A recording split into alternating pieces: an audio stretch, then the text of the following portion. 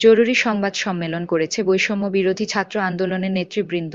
Jahangir Alamgir video চিত্রে বিস্তারিত।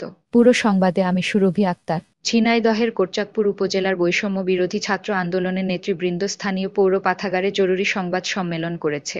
সংবাদ সম্মেলনে লিখিত বক্তব্য পেশ করেন বৈষম্য বিরোধী ছাত্র আন্দোলনের কোটচাঁদপুর উপজেলা আহ্বায়ক হৃদয় হাসান। লিখিত বক্তব্যে বলেন, দীর্ঘদিন যশোর চুয়াডাঙ্গা রোডে সরাসরি বাস চলাচল বন্ধ ছিল, যা জন দুর্ভোগ সৃষ্টি করেছিল। 5ই আগস্ট 2024-এর পর জন দুর্ভোগ সমাধানের জন্য বৈষম্য বিরোধী ছাত্র আন্দোলনের নেতৃবৃন্দ বিশেষভাবে চেষ্টা করছিল।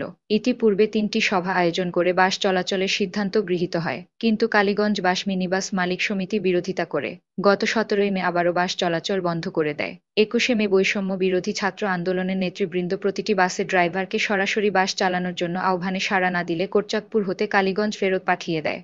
22শে মে আনুমানিক 6টা 30 মিনিটের সময় বৈষম্য বিরোধী ছাত্র আন্দোলনের নেতৃবৃন্দের উপর হত্যার উদ্দেশ্যে বাস চালিয়ে দেয় এবং সদস্য সচিব ফয়েজ আহমেদ অনিক ও কর্মী রাসেলকে কালীগঞ্জ মালিক সমিতির লোকজন উঠিয়ে নিয়ে যায়। 3 জন সরাসরি জড়িত আছেন বলে উল্লেখ করেন। তারা হলো কালীগঞ্জ বাস মিনিবাস মালিক সমিতির সভাপতি ফরিদ মিয়া, সাংগঠনিক সম্পাদক এমদাদুল মিয়া ও সদস্য মিলন মাস্টার।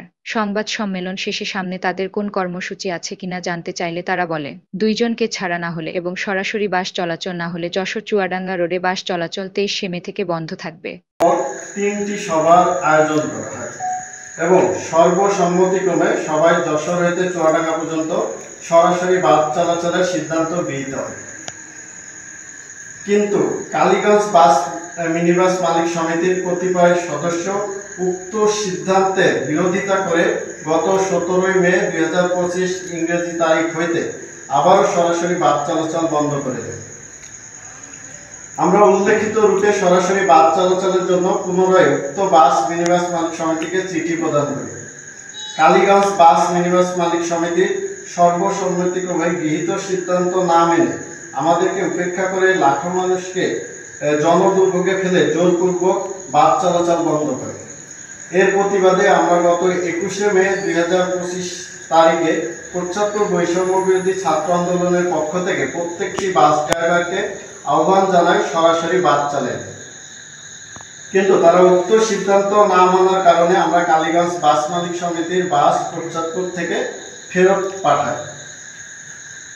কালীগঞ্জ বাস মালিক সমিতির পক্ষ থেকে জনদুর্ভোগ লাঘবের জন্য কোনো ব্যবস্থা গৃহীত না হয় কালীগঞ্জ বাস মালিক সমিতি ক্ষিপ্ত হয়ে আজ 22/5/2025 ইংরেজি তারিখ মাগরিবের নামাজের পূর্বে হত্যার উদ্দেশ্যে আমাদের বৈষম্য বিরোধী ছাত্র আন্দোলন কোটচাঁদপুর উপজেলার সদস্য সচিব ফয়েজ আহমেদ অনিক ও কর্মী মোহাম্মদ জাহেদের উপর বাস চালিয়ে দেয়।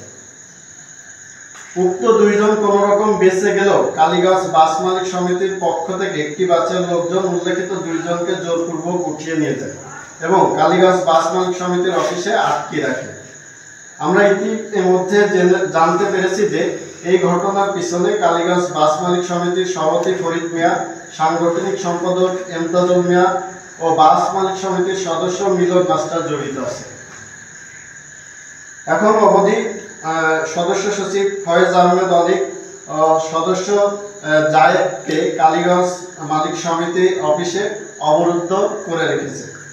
বৈষম্যবিরোধী ছাত্র আন্দোলন নেতা কর্মীদের হত্যার জন্য চালানো এই অপচেষ্টার বিরুদ্ধে আমরা আজকের এই সংবাদ সম্মেলনে তীব্র প্রতিবাদ জানাচ্ছি। আমরা তাদেরকে উদ্ধারের জন্য প্রশাসনের সাহায্য চাচ্ছি এবং একই সাথে আমরা উক্ত হত্যা চেষ্টার বিরুদ্ধে আইনি ব্যবস্থা গ্রহণের জন্য প্রশাসনের নিকট বিনীত অনুরোধ জানাচ্ছি এবং এই সমস্যার সমাধান না হওয়া পর্যন্ত আগামী 23/5/2025 ইংরেজি তারিখ হইতে কোটচাঁদপুর রোডে সকল বাস চলাচল সম্পূর্ণরূপে বন্ধ ঘোষণা করা হবে।